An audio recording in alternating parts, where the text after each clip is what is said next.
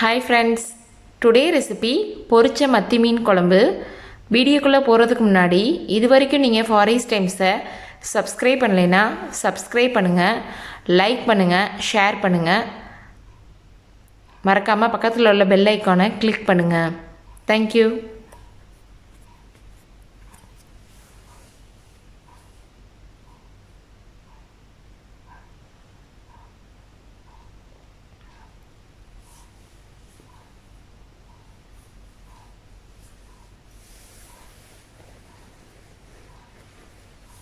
இப்போ பொரிச்ச மத்தி மீன் குழம்பு செய்கிறதுக்கு தேவையான பொருட்கள் பார்த்துடலாம். ஃபஸ்ட்டு வந்து மீனை வந்து பொரிச்சு எடுத்துக்கலாம்.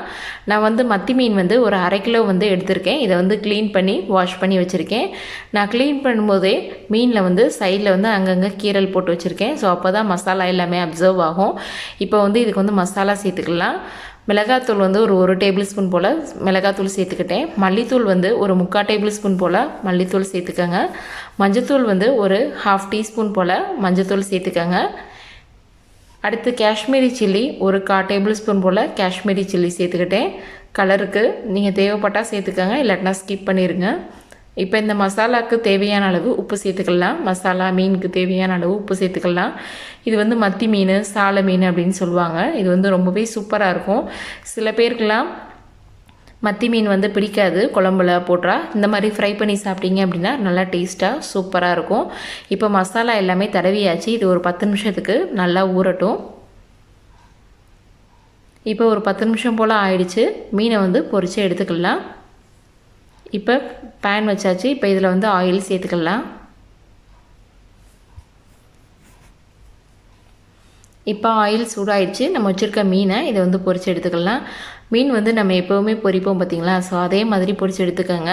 இது வந்து அரைப்பதத்தில் பொரிக்கணும் அந்த மாதிரிலாம் இல்லை. எப்போயும் நம்ம மீன் வந்து பொரிக்கிற மாதிரி பொரித்து எடுத்துக்கோங்க. இப்போ இது வெந்துடுச்சு. இதை வந்து பரட்டி விட்டுருக்கலாம்.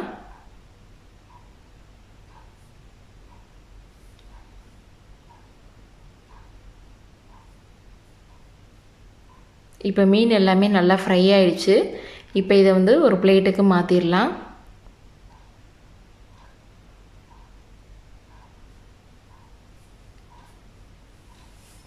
இப்போ குழம்பு வைக்கிறதுக்கு தேவையான பொருட்கள் பார்த்துடலாம். மீன் வந்து பொரித்து எடுத்தாச்சு. தக்காளி வந்து ஒரு பெரிய தக்காளியை கட் பண்ணி எடுத்திருக்கேன். வெங்காயம் வந்து மீடியம் சைஸ் வெங்காயம், வெள்ளைப்பூடு ஒரு 5 பல் பூண்டு நீல வாக்கில் கட் பண்ணி எடுத்திருக்கேன். கருவேப்பிலை 2 பச்சை மிளகா, இஞ்சி வந்து ஒரு சின்ன துண்டு அளவு இஞ்சி, நெல்லிக்காய் சைஸ் அளவு புளி வந்து கரைச்சி எடுத்துக்கிட்டேன். இப்போ வந்து தாளிச்சுக்கலாம். மண்சட்டி வச்சுருக்கேன். இன்றைக்கி மண்சட்டியில் தான் செய்ய போகிறேன். கடலெண்ணெய் வந்து ஒரு 2 டேபிள் ஸ்பூன் போல் சேர்த்துக்கிட்டேன். இப்போ ஆயில் சூடாயிடுச்சு. இப்போ வந்து பெருஞ்சீரகம் வந்து ஒரு 1/2 டீஸ்பூன் போல் சேர்த்துக்கிறேங்க. அடுத்து கடுகு வந்து ஒரு 1/2 டீஸ்பூன்.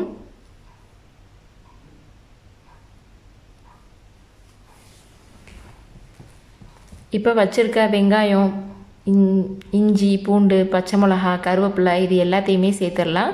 இது எல்லாமே நல்லா ஃப்ரை ஆகட்டும்.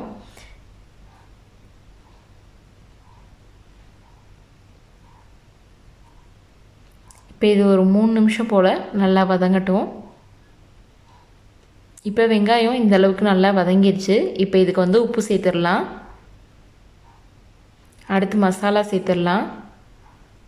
மல்லித்தூள் வந்து ஒரு 1/2 டேபிள் ஸ்பூன் போல் மல்லித்தூள் சேர்த்துக்கங்க. மிளகாத்தூள் வந்து ஒரு 3/4 டேபிள் ஸ்பூன் போல் மிளகாத்தூள் சேர்த்துக்கிட்டேன். நீங்கள் காரத்துக்கு ஏற்றவாறு மிளகாத்தூள் சேர்த்துக்கங்க. மஞ்சத்தூள் வந்து ஒரு 1/4 சிட்டிகை அளவு மஞ்சத்தூள் சேர்த்துக்கிட்டேன்.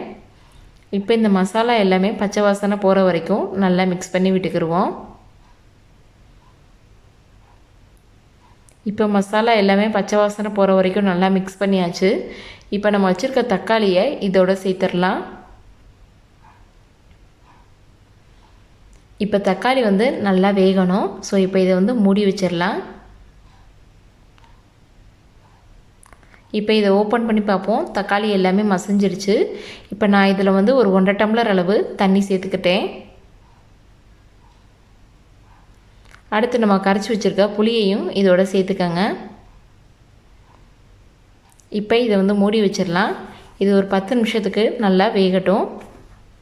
இப்போ நம்ம குழம்பு வந்து நல்லா ரெடி ஆயிடுச்சு. அங்கங்கே எண்ணெய் பிரிஞ்சிருக்கு. இப்போ நம்ம வச்சுருக்க மீனை வந்து இதோட சேர்த்துடலாம்.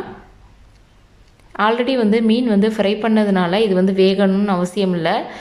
இது குழம்புல ஒரு 3 நிமிஷம் போல் நல்லா இருந்தாலே போதும். நம்மளுக்கு வந்து மீனில் நல்லா அந்த குழம்பு எல்லாமே நல்லா இறங்கிரும்.